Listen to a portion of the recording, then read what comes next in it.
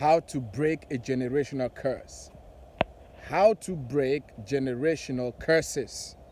Today, my message is going to be very poignant, and I want you to pay particular attention. You see, like those of us from the African extract, there is this thing that haunt people called generational curses. But I just want to make it very clear. This so-called generational curse is not as much mystical as people make it out to be. For example, did you know that Paul also was suffering from a generational curse?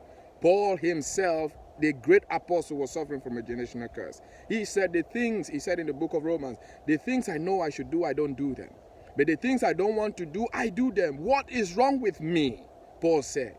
You see, even Peter, the great apostle, was also suffering from a generational curse. Now, his own came out in the form until it was so obvious that Jesus had to change his name. He said, from now on, you are Cephas, you are the rock. Because Peter was so fleeting. He was so, he was not dependable. He rejected Jesus. That was an issue of a generational curse. You see, even the sons of thunder, Jesus recognized this generational curse upon them. And he said, these ones, they are the sons of thunder.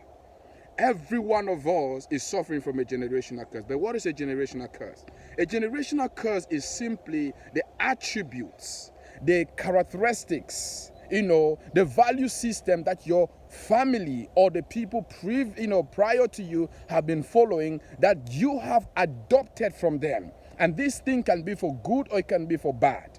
These are what generational curses are. Sometimes they are spiritually inclined, but you can break each and every one of these. For example, you see some people, in their lineage, they are only thieves. And these people know, but they've also in them, they've got the power and the ability to say, you know what, I'm not going to put myself in a position to steal. You see, they can recognize the trait and they can change it. You see, you can pray, you can fast, but until you do the physical, you can never break a generational curse. There are two ways, the two steps that you can take to break a generational curse. The first step is you analyze the characteristics, you analyze the values, the cultural beliefs of your people. You need to literally sit down, list them out, analyze them, and then you check which of these are in you. And then step two, you swear to yourself that you are not going to associate yourself to it. You see, your tongue has power. You see, you can do a spiritual warfare and a battlefield. You can decree things and they will happen because the Bible has given you that authority. You see, as a father, you've got the power to decree over your children and create their future. I tell you this, I kid you not. So you can sit down, analyze these things that have been troubling you, which you have adopted from your family. Maybe it's theft, maybe it's something else.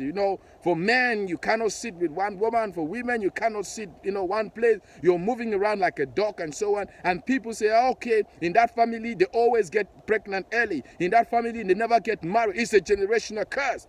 But you've got the power to break it. You just need to analyze it. Sit down and tell yourself, from now on, this is no longer going to be what I am identified by.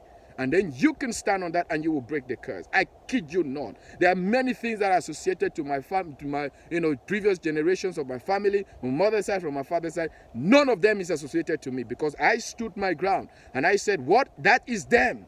And you see, it takes only one person to break a generational curse. And when you stand on your feet firm with God above, and you also walking in tandem with the Spirit of the living God, there is nothing called generational curse that can stick on you. I hope you learn this. So let's stop these mythical things and people being oppressed sometimes by people in churches and people moving from one place to the other in the name of breaking a generational curse. Until you stand to break it yourself, nothing is going to change. Hear me and hear me very well. Okay? Generational curses, everybody suffers from them. Everybody, even your pastor preaching to you suffers from it. Even your father preaching to you suffers from it.